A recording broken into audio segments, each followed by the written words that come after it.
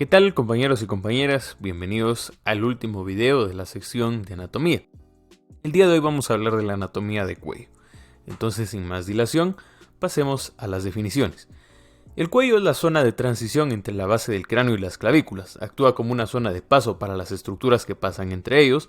Aquí se encuentra la laringe y la glándula tiroides, además de la paratiroides. Es flexible y delgado, permitiendo maximizar las funciones de los órganos sensoriales, pero poniendo en vulnerabilidad a estructuras importantes que pasan por ahí. Es por eso que el cuello es bastante atacado en las peleas callejeras y en las artes marciales, por la importancia que tiene. Algunas de las estructuras que tiene anterolateralmente son las arterias carótidas y las venas yugulares, que estamos viendo justo de este lado en el ejemplo, lateralmente plexos nerviosos bronquiales y anteriormente el cartílago tiroides. Ahora vamos a estudiar los huesos del cuello. Muy bien. El cuello tiene los siguientes huesos. Tiene las vértebras cervicales que ya hemos estudiado en lecciones previas. Tiene al pequeño hueso hioides que está en la parte anterior del cuello, que es lo que estamos viendo justo aquí, el hueso hioides. El manubrio del esternón que ya conocemos y las clavículas. Las vértebras cervicales son 7 en total. Aquí las estamos viendo en un esquema muy general. El atlas, recordemos, es el que sostiene la articulación cráneo-vertebral. Las vértebras de la C3 hasta la C6, como están aquí bien marcadas, son típicas, porque comparten las siguientes características. Recordemos entonces un poco. Tienen un cuerpo vertebral pequeño y largo, de lado a lado, anteroposteriormente. Tienen una cara superior cóncava dirigiéndose superior y posteriormente. Tienen un foramen vertebral grande y triangular, que es lo que estamos viendo justo aquí. Tienen agujeros transversos en las apófisis transversas, recordemos que son estas secciones de aquí. Todas las vértebras cervicales la tienen excepto la C7, que es casi inexistente y que no funciona mucho y que es pequeñito. Sus apófisis espinosas son cortas, recordemos eso. Las otras vértebras, la C1, la C2 y la C7 son atípicas y presentan cada una diferentes características. Por ejemplo, estudiamos a grandes rasgos la que tiene atlas, o las que tiene atlas, mejor dicho. El atlas tiene forma de anillo arriñonado, es decir, en forma de riñoncito, doblado. Aquí lo estamos viendo en la parte de arriba. Carece de una apófisis espinosa y de cuerpo. Solo tiene, recordemos, un arco y también tiene tubérculos. Tiene dos masas laterales unidas por los arcos anterior y posterior. Entonces estas masas, recordemos, están unidas, nada más. Sus caras articulares superiores cóncavas reciben los cóndilos occipitales. Ahora bien, la vértebra C2 o el axis, recordemos que tiene una característica muy importante y es el proceso odontoides o diente que estamos viendo justo aquí arriba. Y la C7, también denominada vértebra prominente por su larga apófisis espinosa, como ya sabemos, no es bífida. Como podemos ver aquí, no se bifurcan dos como si lo hacen sus hermanas.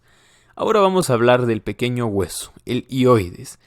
El hueso hioides se proyecta súper o posteriormente hacia la apófisis estiloides, que es lo que estamos viendo justo aquí, en una radiografía. Ahora bien, las estructuras del cuello están rodeadas por una fascia superficial y una fascia cervical profunda. Aquí las estamos viendo, entonces hagamos un pequeño zoom. Aquí, en clave de color, están divididas sus láminas. Entonces, en amarillo vamos a tener el tejido subcutáneo, la fascia cervical superficial, que ya sabemos que es sobre todo un panículo adiposo. Después, dentro de las láminas de tejido colágeno, es decir, fibroelástico, tenemos una lámina superficial de revestimiento en color verde, en color morado vamos a tener la pretraqueal, en color azul vamos a tener la lámina prevertebral y en color rojo vamos a tener la fascia alar y vaina carotidia. Muy bien. Entonces vamos a estudiar cada uno de estos espacios. Bien, en primer lugar tenemos a la fascia superficial relacionada con el músculo platisma, que es lo que estamos viendo justo aquí. El platisma es una lámina muscular ancha y delgada, que se ha inervada por el nervio facial, que recubre la cara anterolateral del cuello, como estamos viendo aquí, y también se le denomina panículo carnoso. La fascia cervical profunda. Ahora vamos a estudiar esa ahora. Muy bien. La fascia cervical profunda consta de 3 láminas faciales. La superficial, la pretraqueal y la prevertebral, que son las que tenemos aquí en código de color. Muy bien, estudiamos entonces. ¿Cuál es su función? Es revestir las estructuras anatómicas del cuello. Y esta fascia se condensa en torno a las arterias carótidas comunes, de ahí el nombre de la vaina carotidia, las venas yugulares internas y los nervios vagos, formando la ya mencionada vaina carotidia. La lámina superficial de la fascia cervical profunda. Entonces vamos a estudiar la que está en color verde. Bien.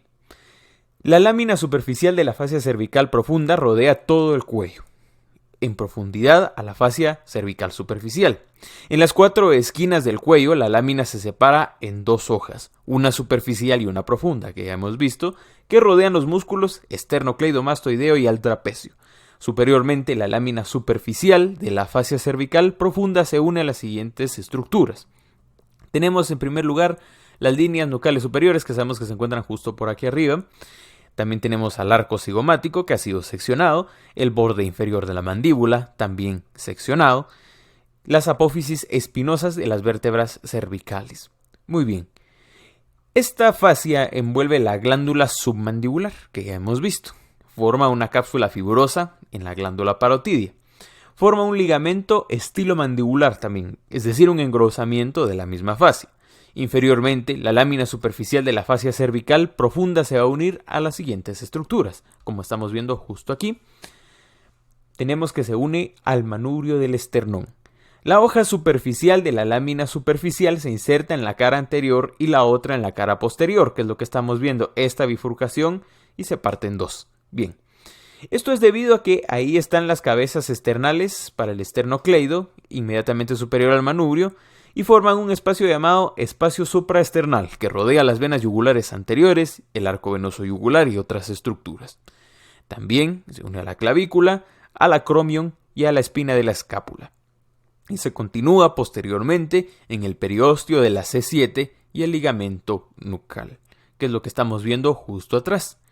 Ahora bien, vamos a hablar de la lámina pretraqueal de la fascia cervical profunda. Recordemos que la pretraqueal está en color morado. Bueno, la lámina pretraqueal es delgada, está limitada solo a la porción anterior del cuello y se extiende desde el ioides hasta el interior del tórax. Veamos si es cierto. Si está en clave morada, aquí lo estamos viendo justo en la parte inferior del ioides, solo está en la parte anterior y va hacia el tórax. Entonces se cumple. Entonces, ¿qué es lo que hace? Se fusiona con el pericardio fibroso y tiene 2 porciones. Una porción muscular, parte de la lámina que rodea los músculos infraoideos, una porción visceral, parte de la lámina que rodea la glándula tiroides, la tráquea y el esófago. Y una de sus características es que se continúa con la fascia bucofaringea de la faringe posterior-superiormente.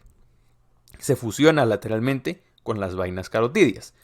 Por encima del ioides se forma un engrosamiento con forma de tróclea, a través de la cual pasa el tendón intermedio del músculo digástrico. Y esto causa entonces que el ioides quede suspendido. Ahora vamos a examinar la lámina prevertebral de la fascia cervical profunda. La prevertebral, recordemos aquí, está en un color azulado. Para poderla ver mucho mejor vamos a tener que estar en esta parte inferior. Muy bien. Esta lámina forma una vaina tubular, como estamos viendo, en la columna vertebral y los músculos asociados a ella. Aquí está el tubo que forma. Muy bien. Se halla mezclada de forma periférica inferiormente con la fascia endotorácica. Centralmente se fusiona con el ligamento longitudinal anterior hasta la T3. Se extiende lateralmente como la vaina axilar que rodea los vasos maxilares y el plexo braquial. Ahora bien, vamos a hablar de la vaina carotidia, que está en color rojo. Tenemos que es una estructura bilateral, como estamos viendo. Aquí en morado, recordemos, ya hemos dejado la lámina pretraqueal que sigue bajando hasta el tórax. Volvamos entonces a la vaina carotidia. Es un recubrimiento tubular facial que se extiende desde la base del cráneo hasta la raíz del cuello y se fusiona anteriormente con una lámina superficial y la pretraqueal de la fascia cervical profunda, posteriormente con la lámina prevertebral de la fascia cervical profunda. ¿Y qué contiene? Aquí vamos a encontrar la arteria carótida común, que es la que estamos viendo aquí señalada. Vamos a encontrar la arteria carótida interna, vamos a encontrar la vena yugular interna, vamos a encontrar al nervio vago, que es lo que estamos viendo justo aquí, el nervio del seno carotidio y los plexos periarteriales carotidios. Entonces, ¿comunica quién con quién? Muy bien, superiormente con la cavidad craneal e inferiormente con el mediastino torácico. Ahora vamos a hablar del espacio retrofaringio. El espacio retrofaringio se encuentra justo aquí y aquí está señalado también. ¿Qué ocurre ahí? Pues es un espacio vital interfacial del cuello. Recordemos que interfacial es en medio de una lámina de fascia y la otra. Está entre la porción visceral de la lámina prevertebral y la fascia bucofaringea. La fascia alar es una subdivisión de este espacio. Esta lámina se inserta en la línea media de la fascia bucofaringea, desde el cráneo hasta el nivel de C7. En su inserción a nivel de C7 se extiende lateralmente y termina en la vaina carotídea. ¿Cuáles son sus funciones entonces del espacio retrofaringeo? Pues permitir el movimiento de la faringe, la laringe, el esófago y la tráquea. ¿Por qué permite movimientos? Recordemos que las fascias, además de ser bolsas o espacios potenciales, son también estructuras que permiten movimientos. Entre esos espacios interfaciales nosotros podemos encontrar muchas conexiones pequeñitas colágenas que cuando se deslizan unas sobre otras permiten que haya cierto movimiento. Entonces de ahí viene que permite el movimiento de la faringe, la laringe, el esófago y la tráquea. Se halla cerrada superiormente por la base del cráneo y a cada lado de la vaina carotídea y comunica inferiormente con el mediastino superior. Muy bien, ahora que hablamos un poquito de las fascias, del panículo carnoso, vamos a hablar de las regiones del cuello. Aquí dejé yo en un zoom precisamente esta estructura para que la podamos ver mejor. Entonces recordemos, aquí está la pretraqueal. Aquí se encuentra el espacio retrofaringeo, que es del que acabamos de hablar. Aquí está la vaina carotídea y por detrás está la capa prevertebral.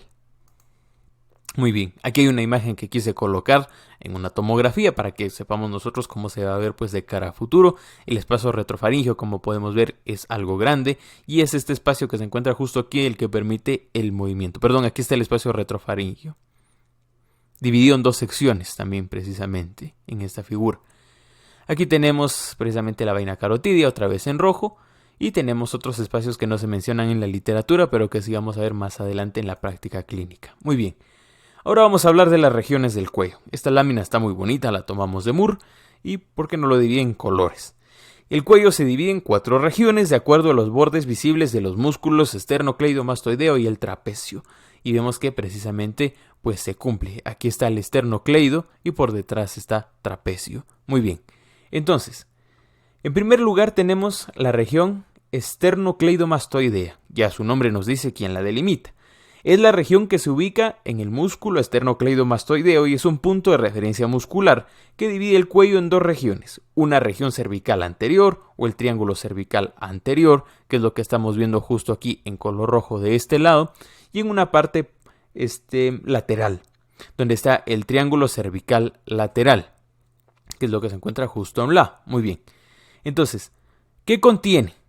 Ahí está el esternocleidomastoideo, la porción superior de la vena yugular externa, el nervio auricular mayor, el nervio transverso del cuello. Entonces recordemos, estamos hablando de región esternocleidomastoidea que se ubica gracias al músculo esternocleidomastoideo. Sabemos que es un punto de referencia muscular que divide el cuello en 2 regiones, una cervical anterior y una lateral. ¿Qué hay ahí? El esternocleidomastoideo, la porción superior de la yugular externa, el nervio auricular mayor y el nervio transverso del cuello. Ahora vamos a hablar propiamente del músculo esternocleidomastoideo. Esternocleidomastoideo es este músculo que se encuentra aquí. Es un músculo que tiene 2 cabezas. Una cabeza esternal que se inserta en el manubrio del esternón y una cabeza clavicular que se inserta en la cara superior del tercio medial de la clavícula. Estas 2 cabezas están separadas inferiormente por un espacio que parece una depresión en la fosa supraclavicular menor y contiene la porción inferior de la vena yugular interna. Ahora, superiormente se inserta en la apófisis mastoides del hueso temporal y en la línea nucal superior del hueso occipital, que es lo que estamos viendo justo aquí arriba. ¿Cuál es su función? Mover las articulaciones craniovertebrales, intervertebrales cervicales o las 2. Y se halla inervado por el 11º par craneal, nervio accesorio. Unilateralmente inclina la cabeza y la rota, y bilateralmente extiende el cuello al nivel de la articulación atlanto-occipital, flexiona las vértebras cervicales, extiende las vértebras cervicales superiores mientras flexiona las inferiores. Con las vértebras cervicales fijadas puede elevar al manubrio y los extremos mediales de las clavículas. Vamos a verlo tal vez en una lámina mucho más interesante. Sí, más adelante lo volvemos a tener. Aquí tenemos los movimientos que realiza el cuello precisamente y esternocleido. Aquí tenemos precisamente al panículo carnoso y tenemos a la parte descendente del trapecio. La región cervical posterior constituye el área donde se ubica el trapecio, precisamente que habíamos mencionado. Aquí tenemos al músculo trapecio. Constituye el área de la región posterior a los bordes anteriores del trapecio. Entonces, ¿qué quiere decir esto en resumidas cuentas? Que está delimitada precisamente la región cervical posterior por el gran músculo trapecio. Profunda la porción superior de esta región se ubica la región suboccipital. ¿Qué contiene esta región entonces? Estamos viendo justo en pantalla el músculo trapecio, también tiene los ramos cutáneos de los ramos posteriores de los nervios espinales cervicales y una región o triángulo suboccipital. Ahora vamos a hablar precisamente del trapecio. El trapecio es un músculo triangular, como estamos viendo es plano y ancho y cubre la cara posterolateral del cuello y el tórax. Y él es el músculo superficial del dorso, es un músculo axioapendicular posterior que actúa sobre la cintura escapular y es un músculo cervical al mismo tiempo. Está también inervado por el nervio accesorio. Con los hombros fijos, su contracción bilateral extiende el cuello y su contracción unilateral produce la flexión lateral del cuello. Ahora vamos a hablar de la región cervical lateral. Muy bien. La región cervical lateral, vamos a ver si la encontramos aquí precisamente marcada. Sí, pero pasemos a la definición de una vez. Se encuentra aquí marcada por color C. Ya decía que parecía raro y en donde la podemos ver claramente porque se encuentra un poco más profunda es aquí. Esta es la región cervical lateral, lo que estamos viendo justo en C. Ahora bien, regresemos a las definiciones. Muy bien. La región cervical lateral también se conoce como el triángulo posterior. ¿Cuáles son sus límites? La región cervical lateral, justamente en esta lámina de Netter la estamos viendo aquí. Entonces vamos a hacerle un zoom. Bien. Entonces, sus límites. Anterior es el borde posterior de esternocleidomastoideo, que estamos viendo en pantalla. Posterior, el borde anterior del trapecio, que es lo que estamos viendo justo también aquí. Estamos hablando de esta sección. Inferiormente, el tercio medio de la clavícula, esto que está aquí. Su vértice es la unión del esternocleidomastoideo y el trapecio, es decir, la parte superior, sobre la línea nucal superior. Su techo es la lámina superficial de la fascia cervical profunda, aquí seccionada, y tiene un piso que está compuesto de los siguientes músculos. Ojo pues, tenemos un piso en donde está el músculo esplenio de la cabeza, que está justo aquí. Después tenemos al músculo elevador de la escápula, que se encuentra justo aquí. Después tenemos al músculo escaleno medio, posterior y anterior, que son estos que se encuentran justo aquí. La región cervical lateral a su vez está dividida por el vientre inferior del músculo digástrico en dos triángulos. Ahora los vamos a ver mucho más marcados para que se note la diferencia, y aquí es en donde vemos esa diferencia de sus triángulos. El primero que tenemos es el triángulo occipital, que es un espacio muy grande ubicado superiormente, lo que vemos justo aquí, y por aquí cruza el nervio accesorio. La arteria occipital está en el vértice de esta estructura. Después tenemos el triángulo homoclavicular, que es el que está debajo. El triángulo homoclavicular es un espacio pequeño ubicado inferiormente, también denominado subclavio, que es lo que estamos viendo precisamente en inglés. Está marcado en la cara lateral del cuello por la fosa supraclavicular mayor. Este triángulo lo podemos ver precisamente en personas a las que se le marca muy bien la musculatura del cuello. Entonces cuando se contraen o giran un poquito hacia un lado se pueden ver precisamente todos estos triángulos. La porción inferior de la vena yugular externa lo cruza. La arteria subclavia está en su profundidad. Ahora bien, vamos a hablar de los vasos que se encuentran en la región cervical lateral. Aquí estamos viendo algunas ramas del tronco arterioso tirocervical. Muy bien. Las ramas que se encuentran aquí en primer lugar son la arteria supraescapular en su rama colateral. Después tenemos la arteria cervical transversa en su rama también colateral. La arteria cervical ascendente, que es lo que estamos viendo justo aquí, que también tiene una rama terminal asociada, y la arteria tiroidea inferior, que tiene una rama terminal asociada a esta estructura. Muy bien. La tercera porción de la arteria subclavia que estamos viendo justo en pantalla se encuentra en la porción inferior de esta región. Es posterosuperior a la vena subclavia, está en contacto con la primera costilla como estamos viendo. Y las venas de esta región son... Muy bien. La primera, la vena yugular externa, que entra en la porción anteroinferior de la región cervical lateral, desciende hasta su porción inferior de la región cervical lateral y termina en la vena subclavia. Recibe las venas cervicales transversas, supraescapulares, yugular y anterior. Ahora, ¿qué podemos decir de la vena subclavia también, que estamos viendo justo aquí? Pues que se curva en la porción inferior de la región cervical lateral y pasa anterior al músculo escaleno anterior. Muy bien, una vez evaluados todas las estructuras relacionadas con la irrigación, tanto arterial como el drenaje venoso, vamos a pasar a hablar de los nervios de la región cervical lateral. Muy bien, los nervios de esta región son, en primer lugar, el nervio accesorio, que estamos viendo justo aquí. El nervio accesorio entra al mismo nivel en la unión de los tercios superior y medio del borde posterior del esternocleidomastoideo y desaparece profundo al borde anterior del trapecio, entonces es decir, como que se esconde. Tenemos algunas raíces del plexo braquial, que hemos estudiado anteriormente, que aparecen en los músculos escalenos anterior y medio. Después tenemos al nervio supraescapular, que discurre lateral tenemos al nervio supraescapular que discurre lateral por la región cervical lateral. Discurren es que dicen un montón de veces lateral y me crucé con eso. Tenemos las raíces del plexo cervical. Aquí tenemos al plexo cervical. Ojo con esto, vamos a hacerle un zoom para ver estas estructuras. Muy bien, aquí tenemos al plexo cervical. Muy bien. Los ramos anteriores de C2 a C4, que es lo que estamos viendo justo aquí, se dividen, ojo, en ramos ascendentes y descendentes, que se unen al ramo espinal adyacente para formar las asas nerviosas primarias. Situado anteromedial a los músculos, elevador de la escápula y escaleno medio profundo al esternocleidomastoideo. Y los ramos se dividen en dos categorías. Muy bien, ya que dijimos eso, sabemos que hay superficiales o sensitivos del plexo cervical. Discurren posteriormente en su inicio. Ojo, emergen a la mitad del borde posterior del esternocleidomastoideo, lugar también denominado punto nervioso del cuello. Inervan la piel del cuello, la pared torácica superolateral y el cuero cabelludo posterior de la oreja. Los que provienen de C2 y C3, que son los que vamos a evaluar ahora, son el nervio occipital menor, que aquí estamos viendo justo uno de ellos. Muy bien. El nervio auricular mayor, que es justo este de aquí. Y después tenemos al nervio transverso del cuello, que vamos a ver mucho mejor en una lámina. Aquí se encuentra precisamente seccionados los nervios transversos del cuello, pero hay una donde está un poquito más grande. Muy bien.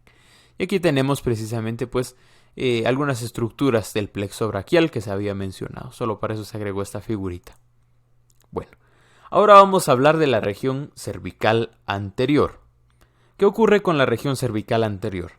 También se le denomina triángulo anterior y tiene los siguientes límites. Anterior, la línea media del cuello. Posterior, el borde anterior del músculo esternocleidomastoideo. Superior, el borde inferior de la mandíbula. El vértice es la incisura yugular del manubrio del esternón. Su techo es la fascia cervical superficial. Su suelo es la faringe y la laringe y la glándula tiroides.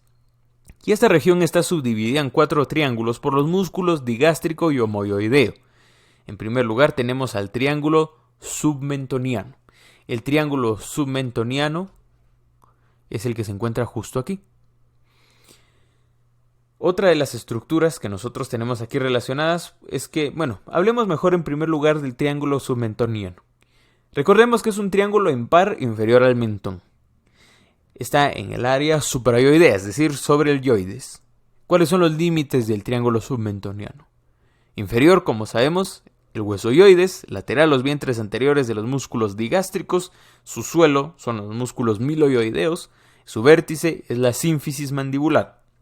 Y su base es el mismo hueso yoides, como estamos viendo justo aquí. Muy bien.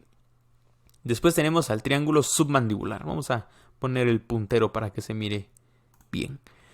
Después tenemos el triángulo submandibular. Aquí está. Es un triángulo par. Es una área glandular generalmente. Está ubicado entre los bordes inferior de la mandíbula y los vientres anterior y posterior de los músculos digástricos. Su suelo está formado por los músculos miloyoideo e hiogloso y el constrictor medio de la laringe. Aquí está la glándula submandibular, por eso se dice que es un área glandular. Por aquí pasa el nervio hipogloso, el nervio miloioideo y las porciones de la arteria y venas faciales con la arteria submentoniana. Muy bien. Después tenemos al triángulo carotidio. El triángulo carotidio es esta estructura en color naranja de aquí. Muy bien. Es un triángulo par y vascular, por eso carotidio. Se halla limitado por el vientre superior del homoioideo, el vientre posterior del digástrico y el borde anterior del esternocleidomastoideo, y sus estructuras vasculonerviosas están rodeadas por la vena carotidia. El asa cervical está situada o rodeada por la cara anterolateral de la vaina carotidia. Entonces, otra vez, el asa cervical está situada o rodeada por la cara anterolateral de la vaina carotidia. El tronco simpático cervical se sitúa posterior a la vaina carotidia, pero no está dentro de ella. La arteria carotidia común asciende por él. Al nivel del borde superior del cartílago tiroides, la arteria se bifurca en la arteria carótida interna y externa. ¿Qué hay dentro de este triángulo? Pues tenemos ahí el seno carotidio, una dilatación proximal de la arteria carotidia interna, inervada por el nervio glosofaringeo por el nervio del seno carotidio. También tenemos al famoso glomus o cuerpo carotidio. Recordemos esa lección que hemos estudiado antes en fisiología, que es una pequeña masa de forma de huevo, es decir, ovoide, situado en el lado medial de la bifurcación de la arteria carótida común. Y el glomus está inervado por el nervio del seno carotidio. Otras estructuras, las arterias carótidas están unidas medialmente, la vena yugular interna está dispuesta lateralmente y el nervio vago dispuesto posteriormente. Muy bien. Después tenemos al triángulo muscular. El triángulo muscular es esta pequeña estructura que se encuentra justo aquí abajo en un color como salmón, por eso no se nota tanto. Es un triángulo par y meramente muscular. Está limitado por el vientre superior del músculo homoioideo, el borde anterior de esternocleidomastoideo y el plano medio del cuello. Contiene músculos y vísceras infraioideas como las glándulas tiroides y paratiroides. Muy bien. Después tenemos los músculos de la región cervical anterior. Entonces, vamos a una laminita. Muy bien. Vamos a hacer zoom. Aquí se miran mucho mejor algunos de ellos. Los músculos de esta región son músculos generalmente ioideos, es decir, los representantes. Generalmente de esta región son los músculos ioideos y están insertados en el hueso ioides. Se mueven precisamente el ioides y la laringe. Entonces la tarea de los músculos ioideos es mover el ioides y la laringe. Los músculos ioideos se dividen entonces en los supraioideos, que están localizados superiores al hueso ioides y lo conectan con el cráneo. Y después tenemos a los infraioideos. Vamos a poderlos ver mucho mejor aquí. A partir de aquí para arriba son los supraioideos y de aquí para abajo son los infraioideos. Muy bien. Aquí hay algunas láminas de fascia. Muy bien. Entonces, dentro del grupo de los supraioideos tenemos a los que están localizados arriba del ioides, como hemos visto, y está el miloioideo, el genioideo, el estiloioideo y el digástrico. Entonces vamos a señalarlos a continuación para saber de qué es lo que estamos hablando. Aquí tenemos al músculo digástrico. También tenemos al estiloioideo que se había mencionado. También tenemos al genioideo. El genioideo se encuentra, creo que es mejor que empecemos a señalarlos también como lo hacíamos antes, con el puntero. Bien, entonces, el músculo miloioideo es este gran músculo que estamos viendo justo aquí. Después tenemos al estiloioideo. El músculo estiloioideo se encuentra justo aquí. Esta cosa no suelta, perdón. Ese es error de la computadora. El músculo estiloioideo se encuentra justo aquí. Y para poder ver precisamente el genioideo, que geni significa gemelos o dos, vamos a tener que retirar una capa de los músculos que estamos viendo. Y aquí está el genioideo. Muy bien. Ahora vamos a hablar del grupo de los infraioideos. Dentro del grupo de los infraioideos tenemos los siguientes. También son los músculos acintados, así se les dice también, como el grupo de los músculos acintados. Y se disponen en dos planos. En primer lugar, en el plano superficial tenemos al esternoioideo, que tenemos justo aquí. Este es el esternoioideo. Y después tenemos al músculo homoioideo. El músculo homoioideo es el músculo que tenemos justo aquí. Muy bien. Entonces, después están los del plano profundo, donde están el músculo esternotiroideo y el músculo tiroideo. Entonces, el músculo esternotiroideo es este músculo grande que estamos viendo justo aquí. Y el siguiente es el músculo homoioideo, que vamos a tener que señalar cuando la computadora se distrae, perdón por eso. Bien, entonces el músculo, como estábamos hablando, homoioideo es este músculo de aquí. Aquí ha sido seccionado, pero estos son los de la capa profunda entonces. Recordemos, entonces tenemos al esternotiroideo y después tenemos al homoioideo. Muy bien. Hablemos de sus características. El músculo homoioideo tiene dos vientres, uno superior y el otro inferior, unidos por un tendón intermedio. El músculo esternotiroideo es más ancho que el esternoioideo, que como ya lo vimos. El músculo esternotiroideo se inserta en la línea oblicua de la lámina del cartílago tiroides superior a la glándula tiroides.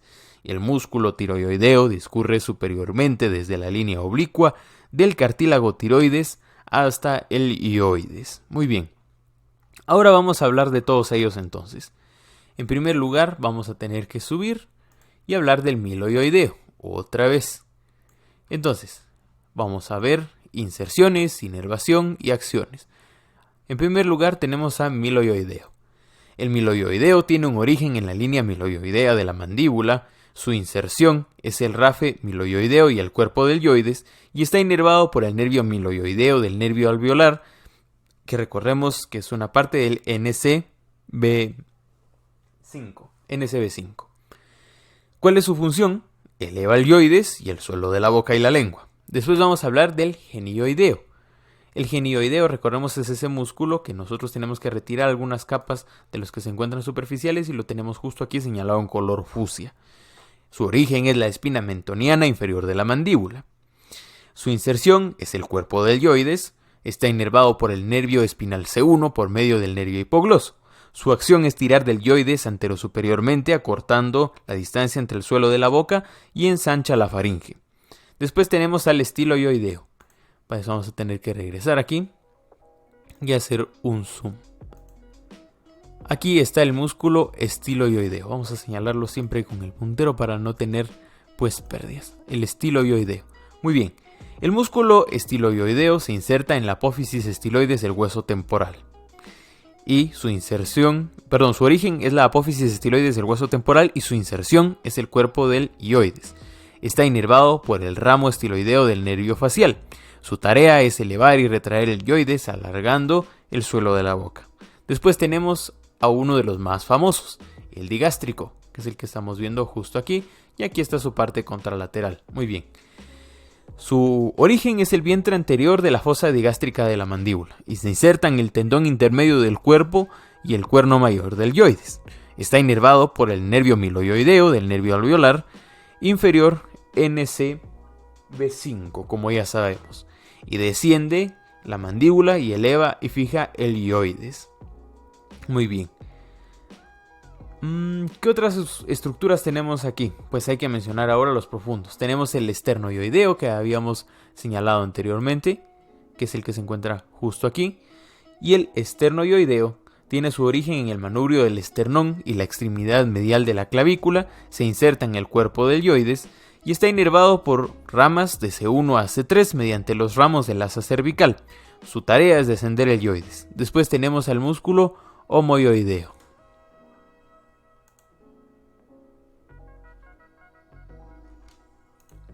Perdón por esa pequeña pausa, pero tenía que descender y no descendía. Recordemos entonces, aquí tenemos a el músculo homoioideo seccionado. Su inserción de origen es el borde superior de la escápula cerca de la incisura de la escápula y su inserción distal es el borde inferior del ioides.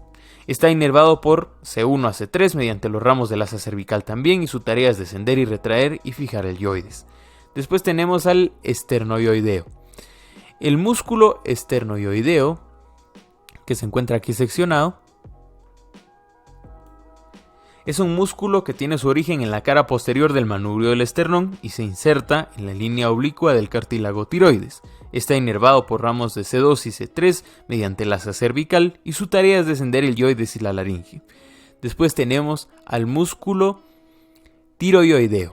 El músculo tiroideo es un músculo que se origina en la línea oblicua del cartílago tiroides. Músculo tiroideo. Es el que se encuentra justo aquí arriba, perdón por no haberlo señalado antes. Entonces, el músculo tiroideo se origina en la línea oblicua del cartílago tiroides, se inserta en el borde inferior del cuerpo y el cuerno mayor del yoides, está inervado por C1 por medio del nervio hipogloso y su tarea es descender el yoides y elevar la laringe. Muy bien. Ahora vamos a pasar a estudiar otras estructuras. Muy bien, vamos a hablar muy en líneas generales de los vasos de la región cervical anterior. Como ya sabemos, contiene el sistema arterial carotídeo, la carótida común y sus ramas terminales, la carótida interna y la externa. Contiene la vena yugular interna y sus tributarias, las venas yugulares anteriores. La vena yugular interna abandona la región pasando profundo esternocleidomastoideo, como habíamos visto, se dilata en su extremo inferior, formando el bulbo inferior de la vena yugular interna, el cual se fusiona como una válvula. Y sus venas tributarias son, mucho ojo, el seno petroso inferior, la vena facial, la vena lingual, la vena faríngea, las venas tiroidea superior y la media. Muy bien, ahora vamos a pasar a hablar de una cuestión interesante. Les dije que íbamos a colocar bien bonito el nervio cervical transverso, el transverso del cuello, y aquí lo estamos viendo. Bueno, dentro de los nervios de la región cervical anterior tenemos los siguientes: el nervio transverso del cuello, que es el que acabamos de señalar, el nervio hipogloso, que estamos viendo señalado justo por aquí, y también tenemos a los ramos de los nervios glosofaringio y del vago. Bueno, ¿qué es lo que hace en primer lugar el nervio hipogloso? Entra en el triángulo submandibular profundo al vientre posterior del músculo digástrico, inerva los músculos intrínsecos y 4 músculos extrínsecos de la lengua, proporciona la raíz superior del asa cervical. Ahora bien, ¿qué ocurre con los ramos del gloso y del vago? El nervio glosofaringio está asociado con la lengua, como ya hemos estudiado, y el nervio vago da varias ramas faringias, laringias y cardíacas. Ya sabemos que ese señor se extiende mucho más allá. No se le llama vago porque no haga nada, recordemos, sino porque es el que tiene el trayecto mucho más largo de todos los pares craneales. Bueno, estudiemos ahora las estructuras profundas del cuello. Dentro de las estructuras profundas del cuello tenemos los músculos vertebrales anteriores y laterales. En primer lugar tenemos a los músculos vertebrales anteriores, que se subdividen a su vez en el escaleno anterior. También tenemos el escaleno anterior únicamente, el músculo largo del cuello, que estamos viendo todos ahí señalados en pantalla, el músculo largo de la cabeza, al músculo recto anterior de la cabeza. Y aquí es en donde viene el error que no hay que cometer, porque después tenemos a los músculos vertebrales laterales. Ahí es en donde sí están el músculo escaleno medio y posterior, o el músculo vertebral lateral, conocido así en su conjunto. Tenemos al músculo recto lateral de la cabeza, al esplenio de la cabeza y al elevador de la escápula. Aquí los estamos viendo algunos, y entonces podemos pasar ahora a hablar de la irrigación. Entonces, arterias de la raíz del cuello. Estas vienen siendo las ramas de las arterias subclavias, las cuales son... Creo que dejé un poco suelto al aire aquí muchas cosas, me gustaría regresar para enfatizar. Bueno, entonces, recordemos, los músculos vertebrales anteriores y laterales. Muy bien, tenemos dentro de los vertebrales anteriores el músculo escaleno anterior, el músculo largo del cuello, el músculo largo de la cabeza y el músculo recto anterior de la cabeza. Repito, ahora los músculos vertebrales laterales son los siguientes: el músculo escaleno medio y posterior, que en su conjunto se conoce como el músculo vertebral lateral, el músculo recto lateral de la cabeza, el músculo esplenio de la cabeza y el músculo elevador de la escápula. Ahora sí, muy bien. Ya podemos pasar a las arterias de la raíz del cuello. Muy bien. Y estas vienen siendo ramas de las arterias subclavias, las cuales son la arteria vertebral, que estamos viendo ahí señalada. También tenemos al tronco arterioso costocervical o tirocervical, al tirocervical, sí, y al costocervical. Ahí están los tres ya mencionados. En primer lugar tenemos a la arteria vertebral, al tronco tirocervical, y al tronco costocervical. Ya sabemos que el tronco tirocervical da origen a las siguientes arterias: la tiroidea inferior, la cervical ascendente, la arteria cervical transversa, también denominada arteria cérvico-dorsal, y del tronco arterioso costocervical tenemos una rama que es la arteria cervical profunda. Ahora sí, pasemos entonces a hablar de las venas de la raíz del cuello, y aquí hay un pequeño resumen. Las tres grandes venas ubicadas en la raíz son la vena yugular externa, la vena yugular anterior y la vena yugular interna, que estamos viendo justo en pantalla. Muy bien. ¿Qué podemos decir de ellas? En primer lugar, la vena yugular interna se une a la vena subclavia, como ya sabemos precisamente, y así forman la vena brachiocefálica, el tronco venoso brachiocefálico, y esta unión se conoce como el ángulo venoso, y hay uno tanto del lado derecho como del lado izquierdo. El ángulo venoso derecho drena el tronco linfático derecho y el izquierdo el conducto torácico. Esto, si recordamos, ya lo habíamos hablado en nuestra primera clase de anatomía cuando estábamos haciendo pues los directos. La vena yugular externa es la única tributaria de la vena subclavia. Ahora, ¿qué ocurre con los nervios de la raíz del cuello? Vamos a estudiar un poquito aquí algunos de estos ejemplares. En primer lugar tenemos a los nervios vagos, que vamos a señalar mucho mejor justo de este lado. Muy bien. Aquí tenemos cómo se distribuye casi por todas partes del tronco y del cuello el nervio vago. Aquí está uno. Bueno. Discurren inferiormente en la parte posterior de la vaina carotidia, como ya habíamos visto. El vago derecho pasa anterior a la primera porción de la arteria subclavia y posterior a la vena brachiocefálica. El nervio vago izquierdo desciende entre las arterias carótida común, la izquierda y la subclavia. Los nervios vagos dan los nervios laringeos recurrentes. Entonces, el nervio laringeo recurrente derecho gira inferior a la arteria subclavia derecha. El nervio laringeo recurrente izquierdo gira inferior al arco de la aorta. Ellos ascienden superiormente hacia la cara posteromedial de la glándula tiroides y luego descienden por el surco tráqueo-esofágico, inervando la tráquea y el esófago y todos los músculos intrínsecos de la laringe menos el crico tiroideo o el cricoioideo. Los ramos cardíacos de los nervios vagos llevan fibras parasimpáticas al plexo nervioso cardíaco. Eso ya lo estudiamos un poquito en fisiología. Después tenemos a los nervios frénicos. Precisamente no debía haber quitado el zoom porque aquí estamos viendo uno. Aquí está el nervio frénico. Muy bien. Tenemos a los troncos simpáticos cervicales, que cumplen las siguientes funciones, y es que se sitúan anterolateral a la columna vertebral, extendiéndose superiormente hasta el nivel de C1 hasta la base del cráneo. Y hay 3 ganglios simpáticos cervicales. Creo que los he agregado aquí precisamente en una lámina. Muy bien, sí los hemos agregado precisamente. Muy bien. Como sabemos, se sitúan anterolateral a la columna vertebral, extendiéndose superiormente hasta el nivel de C1 hasta la base del cráneo. Bueno. El primero que vamos a estudiar es el ganglio cervical superior, que tenemos ahí señalado. Está a nivel de C1 y C2, dando lo siguiente: un plexo simpático carotidio interno, un nervio cardíaco cervical superior. Después tenemos al ganglio cervical medio. El ganglio cervical medio está encargado de dar una parte hacia el cartílago tiroides de su inervación y a la apófisis transversa de C6 anterior a la arteria vertebral. También da el nervio cardíaco cervical medio y forma los plexos periarteriales de la glándula tiroides. Entonces repito, el cervical medio es el más chiquito de los tres, está situado anterior a la arteria tiroidea inferior al nivel del cartílago cricoides y la apófisis transversa S7 inferior a la arteria vertebral. Da el nervio cervical medio, forma los plexos periarteriales de la glándula tiroides. El ganglio cervical inferior usualmente se fusiona con el primer ganglio torácico y forma el ganglio cérvico-torácico o estrellado.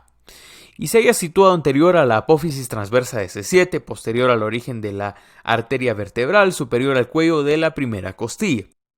Da el nervio cardíaco cervical inferior, que va del plexo cardíaco profundo. Entonces, recordemos, da el nervio cardíaco cervical inferior que va al plexo cardíaco profundo. Tiene una conexión. Forma el plexo nervioso periarterial de la arteria vertebral y envía sus fibras a, entonces, los nervios espinales cervicales, las fibras torácicas, la cabeza y las vísceras del cuello. de las que precisamente vamos a hablar justo ahora. Ok. Las vísceras del cuello están dispuestas en 3 capas, según su función principal, de superficial a profunda. Las 3 capas son una capa endocrina de glándula tiroides y paratiroides, una capa respiratoria de laringe y de tráquea, y una capa alimentaria de faringe y de esófago. Muy bien, la primera que vamos a estudiar es la capa endocrina de las vísceras cervicales. Aquí es en donde se encuentra la tiroides, que es esta estructura que estamos viendo justo enfrente. Aquí. Muy bien. Es la glándula endocrina más grande del organismo. Está situada profunda a los músculos esternotiroideos y los músculos esternoioideos. Está al nivel de C5 y T1. Recorremos profundo al esternotiroideo y al esternoioideo. No confundir. Recordando otra vez, está al nivel de C5 y de T1, está compuesta de el lóbulo derecho e izquierdo y el istmo de la glándula tiroides. Aquí está el istmo y sus lóbulos bilaterales. Esta estructura está irrigada por las arterias tiroideas superiores e inferiores. Las arterias tiroideas superiores irrigan principalmente las caras enterosuperiores de la glándula y las arterias tiroideas inferiores la cara postero-inferior, incluyendo los polos inferiores de las glándulas. Está drenado por un plexo venoso tiroideo formado por las venas tiroideas superior, media e inferior. Las venas tiroideas superior y media drenan las venas yugulares internas y la vena tiroidea inferior drena la vena brachiocefálica. Su inervación proviene de los ganglios cervicales que forman los plexos periarteriales tiroideos superior e inferior, ya que no hay arteria superior e inferior. Muy bien, mis más sentidas disculpas si se escucha ruido de fondo porque precisamente pues el estudio de grabación no está muy aislado del sonido de la casa. Entonces 1000 disculpas si escucharon algunas voces o si se escucha el perro de vez en cuando de fondo. Muy bien, estábamos hablando entonces de la glándula tiroides. Sabemos que está drenada por el plexo venoso tiroideo formando por las venas tiroidea superior y media, además de la inferior. Las venas tiroideas superior y media drenan las venas yugulares internas, la vena tiroidea inferior drena la vena brachiocefálica. Su inervación proviene de los ganglios cervicales que forman plexos periarteriales tiroideos superior e inferior, ya que como sabemos pues solo hay una arteria tiroidea superior e inferior. Ahora vamos a hablar de la glándula paratiroides. La glándula paratiroides se divide también en componentes bilaterales, como estamos viendo. Son pequeñas, aplanadas y ovoides. Están en la mitad medial de la cara posterior de cada lóbulo de la glándula tiroides. Sean irrigadas por las arterias tiroideas inferiores principalmente, están drenadas por las venas paratiroideas que drenan el plexo venoso tiroideo, inervado por los ganglios simpáticos cervicales. Hablemos ahora de la capa respiratoria de las vísceras cervicales. Muy bien. Antes de pasar a hablar de lleno de ellos, vamos a hablar de la laringe. Muy bien, la laringe es el complejo órgano de producción para la voz. Está compuesto de 9 cartílagos conectados por membranas y ligamentos, contiene las cuerdas vocales, está ubicado en la parte anterior del cuello a nivel de C3 y C6, conecta la bucofaringe con la tráquea, protege la tráquea y las vías respiratorias de los alimentos, actuando como una válvula. Aquí la estamos viendo precisamente dentro de una radiografía y más adelante en un esquema muy general. Aquí la tenemos, la laringe. Ahora vamos a hablar del esqueleto laringio, que es muy interesante. Entonces vamos a hacer un zoom. Bien, aquí tenemos el esqueleto laringio y se compone de cartílago. Son 9 cartílagos, 3 impares y 3 pares. El primero que vamos a evaluar es el cartílago tiroides. El cartílago tiroides es este que estamos viendo justo aquí. Es el mayor de todos, es impar, su borde superior está enfrente de la C4. Contiene la prominencia laringea, una fusión de sus 2 láminas. La incisura tiroidea superior está encima de la prominencia laringea con forma de V. La incisura tiroidea inferior está en el centro del borde inferior del cartílago. El borde posterior de cada lámina se proyecta como cuerno superior e inferior. El borde superior está unido al hueso hyoides por la membrana tiroidea. La porción media de esta membrana se llama ligamento tiroideo medio. Las porciones laterales de la membrana forman los ligamentos tiroideos laterales. Los cuernos inferiores se articulan con las caras laterales del cartílago cricoides por medio de las articulaciones cricotiroideas. Las articulaciones cricotiroideas son las que los unen. Y también se han unido por la membrana tiroidea, que es lo que estamos viendo justo aquí. Muy bien. Entonces, sigamos repasando. Los cartílagos aritenoides son los siguientes que vamos a estudiar. Aquí tenemos una muestra de ellos. Bien, los cartílagos aritenoides son cartílagos pares, piramidales, con 3 caras. Se articulan con las porciones laterales de los bordes superiores de la lámina del cartílago cricoides. Y cada cartílago tiene un vértice que se proyecta superiormente, soporta el cartílago corniculado y se dirige al pliegue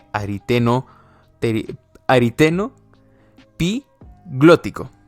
Ojo con esa pronunciación porque es una palabra un poco complicada. Entonces es el pliegue ariteno-epiglótico. Perdón por eso. Entonces tenemos después la apófisis vocal que se proyecta anteriormente y proporciona una inserción posterior del ligamento vocal. La apófisis muscular que se proyecta lateralmente y actúa como una palanca en la cual se insertan los músculos cricoaritenoideos posterior y lateral.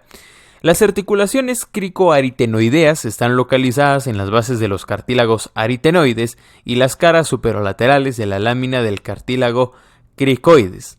Los ligamentos vocales se extienden desde la unión de las láminas de los cartílagos tiroides anteriormente hasta la apófisis vocal del cartílago aritenoides posteriormente y forman el esqueleto de los pliegues vocales. Son el borde superior libre engrosado del cono elástico o membrana cricovocal. Los ligamentos cricotiroideos laterales son porciones de esta membrana que se extienden lateralmente entre los pliegues vocales y el borde superior del cricoides, que se fusionan anteriormente con el ligamento cricoaritenoideo medio, o cricotiroideo medio, perdón. Entonces, cierra la entrada de la tráquea, excepto por la hendidura glótica, una abertura entre los pliegues vocales. Se fusiona anteriormente, lo repito, con el ligamento cricotiroideo medio. El cartílago epiglótico proporciona flexibilidad para la epiglotis, un cartílago en forma de corazón. Ahorita lo vamos a señalar.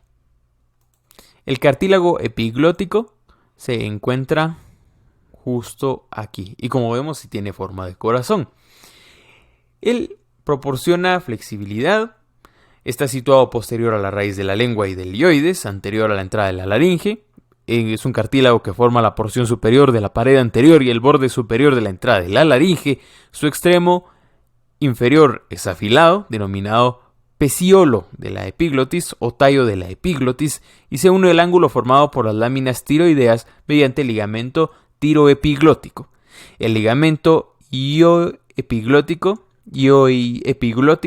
es que es difícil, perdonen, ya hay gente hablando atrás. Ioepiglótico une la cara anterior del cartílago epiglótico al hueso hioides. La membrana cuadrangular se extiende entre las caras laterales de los cartílagos aritenoides y epiglótico. Su borde inferior constituye un ligamento vestibular, el cual forma el pliegue vestibular superior al pliegue vocal. El pliegue vestibular se extiende desde el cartílago tiroides hasta el cartílago aritenoides. Su borde superior libre forma el ligamento ariteno-epiglótico, el cual forma el pliegue ariteno-epiglótico. Junto con el cono elástico forman las porciones superior e inferior de la membrana fibroelástica de la faringe. Después tenemos los cartílagos corniculados o cuneiformes. Los cartílagos corniculados o cuneiformes se encuentran justo aquí están señalados. Y la función de ellos precisamente es ser pequeños nodulillos en la porción posterior de los pliegues ariteno-epiglóticos. Después vamos a hablar del interior de la laringe, entonces vamos a señalarlo. Bien, aquí tenemos unas láminas bien bonitas. Y precisamente me gustaron bastante porque a través de las líneas punteadas que estamos viendo es como va definiendo estos límites. Entonces, en el interior de la laringe tenemos o más bien se define como una cavidad laríngea que se extiende desde la entrada de la laringe, la cual comunica con la laringofaringe, hasta el nivel del borde inferior del cartílago cricoides, comunicando con la tráquea. En la cavidad laríngea se incluye, ojo con eso pues, tenemos en primer lugar el vestíbulo laríngeo, que es la parte de arriba, que es la entrada a la laringe y los pliegues vestibulares. Después hay una porción media de la cavidad laríngea y señalada, que es una cavidad central entre los pliegues vestibulares y vocales. Tenemos los ventrículos laringeos, que son recesos en donde se extiende lateralmente una porción media de la cavidad laríngea entre los pliegues vestibular y vocal. Tenemos el sáculo laríngeo, que es un saco ciego que desemboca en cada uno de los ventrículos y tiene glándulas mucosas. Tenemos también la cavidad infraglótica, aquí denominada subglótica también, que es lo que estamos viendo justo aquí, que es una cavidad inferior de la laringe, entre los pliegues vocales y el borde inferior del cartílago cricoides, que se continúa con la luz de la tráquea. Ahora bien, los pliegues vocales son pliegues afilados de mucosa que rodean o incluyen lo siguiente. En primer lugar tenemos el ligamento vocal, entre el borde medial libre del cono elástico, y tenemos al músculo vocal, que vamos a señalar a continuación. La glotis comprende los pliegues y la apófisis vocal o apófisis vocales junto con la hendidura glótica, la abertura entre los pliegues vocales también. El vértice de cada pliegue vocal se proyecta medialmente hacia la cavidad laríngea. Los pliegues vestibulares se extienden entre los cartílagos tiroides y aritenoides y están formados por los gruesos pliegues de mucosa que envuelven los ligamentos vestibulares. El espacio entre los ligamentos vestibulares se llama hendidura del vestíbulo. Los recesos laterales entre los pliegues vocales y vestibulares se llaman ventrículos laringeos. Ahora vamos a hablar de los músculos de la laringe y ahí vamos a hablar del vocal precisamente. Ok, aquí tenemos una lámina en color, donde se nota más con las estructuras mucosas y musculares de lo que hemos estado hablando. Arriba está la epiglotis, tenemos precisamente también la cavidad infraglótica, que es esto que estamos viendo justo aquí abajo. Su límite delimitado por el cartílago cricoides, que estamos viendo, tenemos su límite marcado por la tráquea y un límite marcado por el cartílago cricoides, que es lo que está justo arriba, ahora sí. El sáculo del que habíamos estado hablando se encuentra justo aquí, es este pequeño pliegue que estamos viendo. Y tenemos también como una de las estructuras a resaltar el cartílago tiroides. Muy bien, tenemos el vestíbulo laríngeo en forma de V y el pliegue ariteno-epiglótico, que se nota mucho más en esta radiografía. Vamos a los músculos entonces. Los músculos de la laringe que estamos viendo del otro lado se dividen en dos grupos. Los músculos laringeos extrínsecos, los músculos suprayoideos, infrayoideos y el músculo estilofaringeo. Y después tenemos los músculos laringeos intrínsecos, que están todos inervados por el nervio laringeo recurrente, a excepción del músculo cricotiroideo, inervado por el ramo externo del nervio laringeo superior. Tienen las siguientes funciones. Ahí tenemos dos grupos, los abductores y los aductores. El principal abductor de ellos son los músculos cricotiroideos laterales y los principales aductores son los músculos cricotiroideos laterales y los principales abductores son los músculos cricoaritenoideos posteriores. Muy bien. Después tenemos el grupo de los músculos de tipo esfínter, que son todos los músculos intrínsecos, los de tipo tensor, que son los músculos cricotiroideos, y los relajadores, que son los músculos tiroaritenoideos. Muy bien. Los músculos vocales se localizan mediales a los músculos tiroaritenoideos y son laterales a los ligamentos vocales dentro de los pliegues vocales. Ahora bien, vamos a hablar de cada uno de los músculos, dónde está, su origen, su inserción, su inervación y sus funciones. El primero del que vamos a hablar es el cricoaritenoideo. Tiene una parte lateral y posterior, como estamos viendo justo aquí. Muy bien. El origen del cricoaritenoideo es la porción anterolateral del cartílago cricoides. Su inserción es el borde inferior y cuerno inferior del cartílago tiroides. Su inervación está dada por el ramo externo del nervio laringeo superior del décimo par craneal, es una rama, y sus funciones son traccionar y tensar el ligamento vocal. El tiroaritenoideo tiene su origen en la mitad inferior de la cara posterior del ángulo de la lámina del cartílago tiroides y el ligamento cricoaritenoideo. Ojo que estamos hablando del tiroaritenoideo, es este músculo que se encuentra justo aquí, tiroaritenoideo. Bueno, ya hablamos de su origen. Su inserción es la cara anterolateral del aritenoides. Está inervado por el nervio laringio inferior, porción terminal del nervio laringio recurrente del décimo par craneal. Relaja el ligamento vocal. Cricoaritenoideo posterior, que ya habíamos hablado, que es esta pequeña parte de aquí. El cricoaritenoideo posterior tiene su origen en la cara posterior de la lámina del cartílago cricoides, se inserta en la apófisis muscular del aritenoides y está inervado también por el nervio laringio inferior, porción terminal del nervio laringio recurrente décimo par craneal. Su tarea es abducir el pliegue vocal. Después tenemos al cricoaritenoideo lateral. El cricoaritenoideo lateral tiene su origen en el arco del cartílago cricoides. También se inserta en la apófisis muscular del cartílago aritenoides y está inervado por el nervio laringio inferior. ¿Cuál es su función? Abducir el pliegue vocal.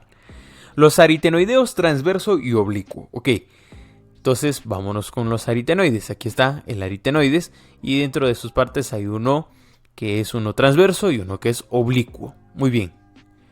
Entonces, tienen su origen en el cartílago aritenoides, se insertan en el cartílago aritenoides contralateral, están inervados por el nervio inferior, la porción terminal del nervio laringio recurrente del décimo par craneal, y su tarea es abducir los cartílagos aritenoides cerrando la hendidura glótica posteriormente.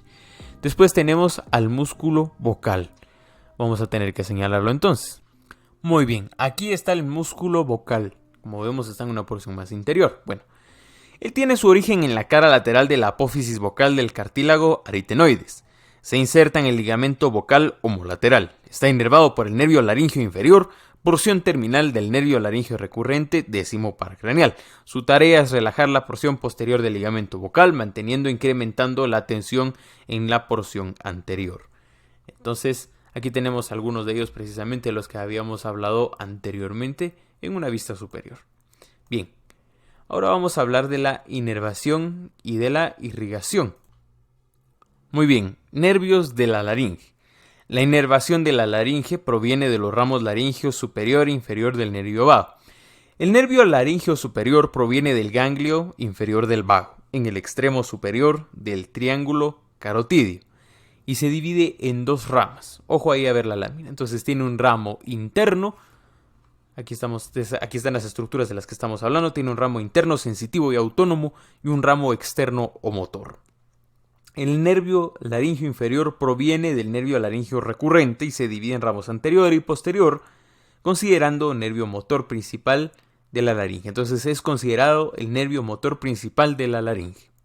Estamos hablando entonces del nervio laringio inferior proveniente del nervio laringio recurrente. Ahora vamos a hablar de la capa alimentaria de las vísceras cervicales. Muy bien. En primer lugar tenemos a la faringe.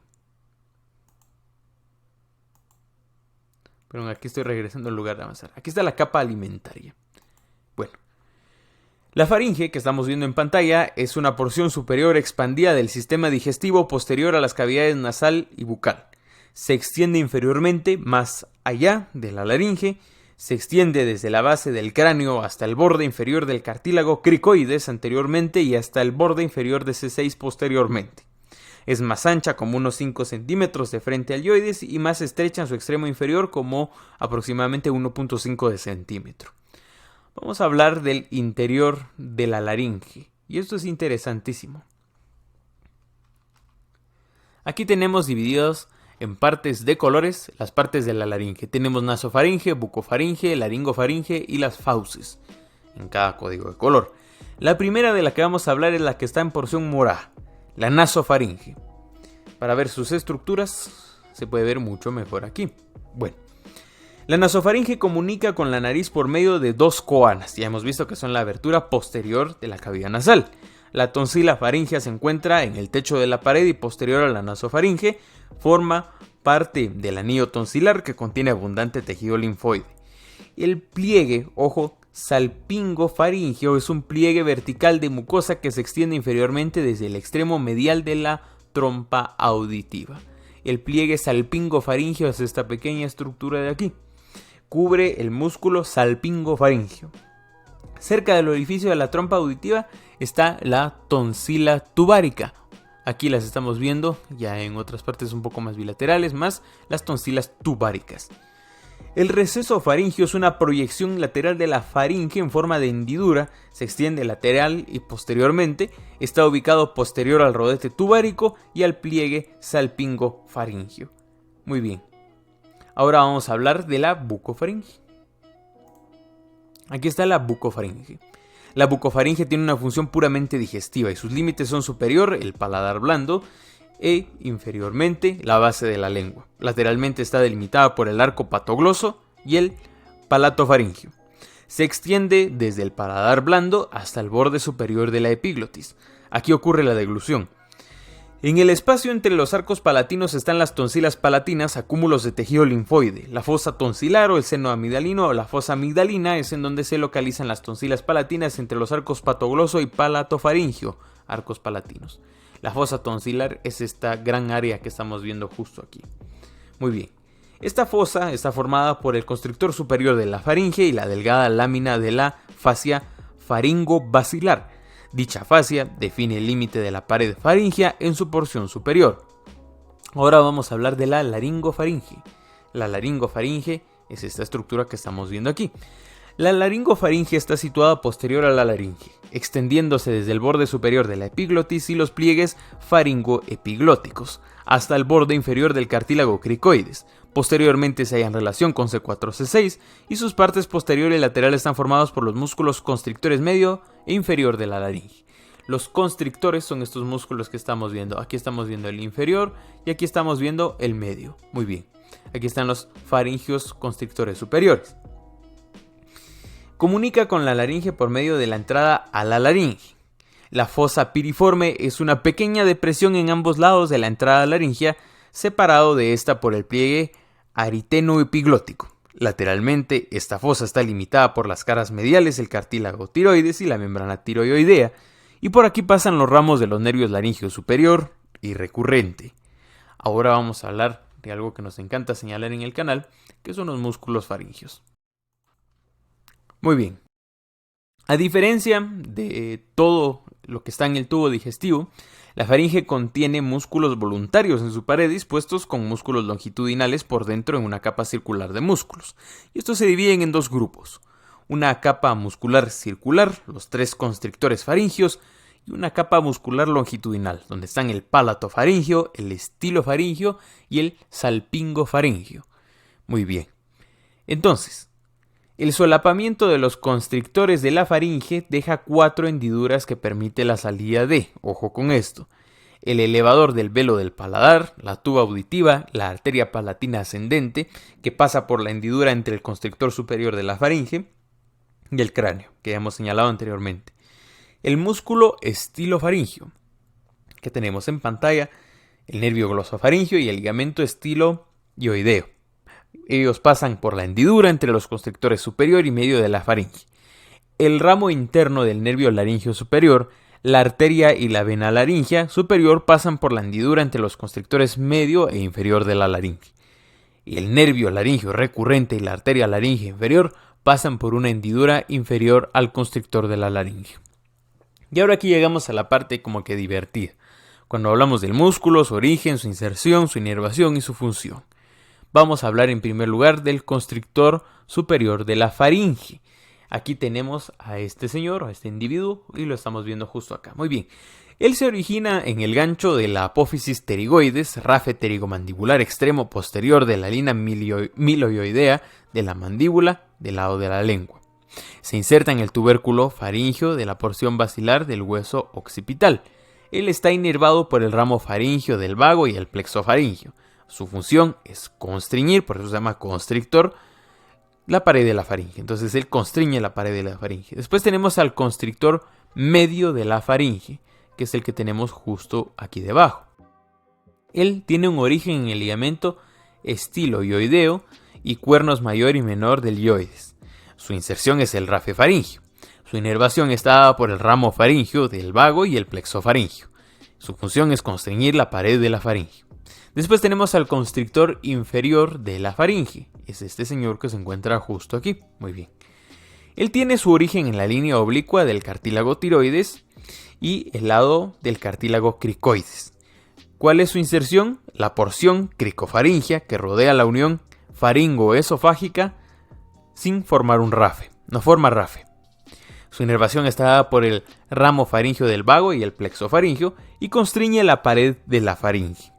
Ahora, ¿qué es lo que ocurre en la cápsula interna? ¿Qué músculos están en la cápsula interna? Pues en primer lugar tenemos al palatofaringio. El palatofaringio es este músculo que estamos viendo justo aquí.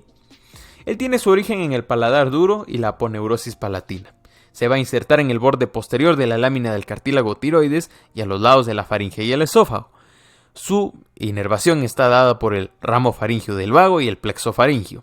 Su tarea es elevar la faringe y la laringe. Después tenemos al salpingo faríngeo, que es este pequeño musculito que estamos viendo aquí. Él tiene su origen en la porción cartilaginosa de la trompa auditiva. Se va a insertar mejor dicho, con el palatofaringio en su origen, en su inserción distal. Y está inervado por el ramo faríngeo del vago y el plexo faríngeo. Entonces recordemos, salpingo faríngeo es un pequeño es un pequeño músculo que está originado en la porción cartilaginosa de la trompa auditiva y tiene su inserción en el borde posterior de la lámina del cartílago tiroides a los lados de la faringe y el esófago. Ahí está. Y está inervado por el ramo faríngeo del vago y el plexo faríngeo. Su tarea es elevar la faringe y la laringe. Después tenemos al estilofaringio. El estilofaringio es este músculo que estamos viendo justo aquí. Muy bien. Él tiene su origen en la apófisis estiloides del hueso temporal. Después se va a insertar en el borde posterior superior del cartílago tiroides con el palatofaringio. Él está inervado por el nervio glosofaringio y su tarea es también elevar la faringe y la laringe. Muy bien.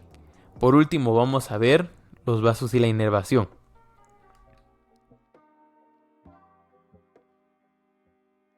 Bien. Muy bien. Ojo con esto. Vasos de la faringe. Las arterias que irrigan la faringe son la arteria tonsilar. La arteria tonsilar es esta que estamos viendo justo aquí. Las venas que lo drenan son la vena palatina externa, que esquemáticamente ha sido colocada aquí. Muy bien. La vena palatina externa va a tener relación con las tonsilas palatinas. Y haciendo un pequeño paréntesis ahí hablando de las tonsilas palatinas, linguales y faringias forman lo que se llama un anillo linfático laringio o tonsilar, una banda de tejido linfoide incompleta alrededor de la porción superior de la faringe. Muy bien. Ojo con lo que voy a decir entonces. La porción anteroinferior del anillo está formada por la tonsila lingual. La porción lateral del anillo está formada por la tonsila palatina y tubárica y la porción posterior y superior del anillo está formada por la tonsila faringia. Por último vamos a hablar de los nervios faringios. La inervación de la faringe deriva del plexo nervioso faringio. Sus fibras motoras provienen del nervio vago. Ahorita vamos a señalar dónde está ese famoso plexo del nervioso faringio. Aquí lo estamos viendo. Justamente en color rojo lo he colocado y lo he señalado. Muy bien. Ese es el plexo nervioso faringio y sus fibras motoras provienen del nervio vago. Está encargado de inervar motoramente todos los músculos de la faringe y el paladar blando, a excepción del estilofaringio y el tensor del velo del paladar. Sus fibras sensitivas provienen del nervio glosofaringio.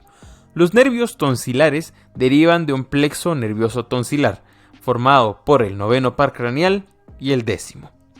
Ok, compañeros. Eso es precisamente todo por este pequeño curso de repaso. Agradezco infinitamente a quienes hemos participado de él en su tiempo para ver estos videos. Muchísimas gracias por estar aquí y definitivamente con trabajo duro, con sacrificio, lo vamos a lograr, vamos a ganar. Entonces, muchísimos éxitos y a seguir adelante.